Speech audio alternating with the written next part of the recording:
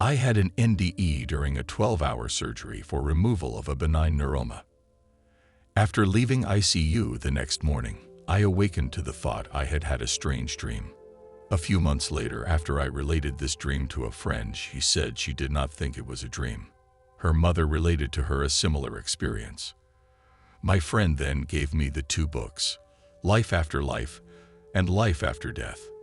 As I read them, I was stunned to realize again and again the experiences were similar to what I had. I did not have a dream. I now had a name for it, a near-death experience. To describe the experience, I floated up to the ceiling where I looked down and saw the medical team dressed in green gowns and caps working seriously over a body. As I observed the process, I realized that was the body I had just left. I had no attachment to it whatsoever. Also, I had no form. I was like a mist.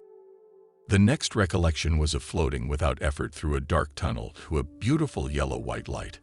I had no thought of choosing to go there. It just seemed to naturally draw me to it. I saw no other beings in the tunnel. In the light there was only pure, beautiful light. No forms, no boundaries, nothing but beautiful white light. The feeling of peace in the light was like nothing I had ever experienced.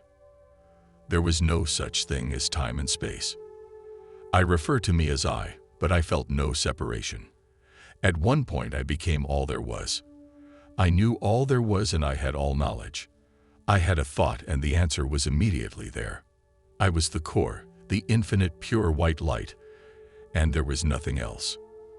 I did not like being the only thing there was, and I was lonely. At some point, three beings of light, as I called them, came to me. The middle one seemed to be larger, with the two accompanying it on each side. Recently I read that every cell has its own frequency or vibration, and that frequency has its own tone. Therefore our bodies sing. Perhaps that is how I was able to discern three beings, that they, I, and each of us, have different frequencies, different body tones. There is no form on the other side, at least not the state of being where I was. Therefore there are no mouths or ears. All communication is telepathic. The beings told me I must return to my body. In that indescribable state of peace, I did not want to return to my body and told them so.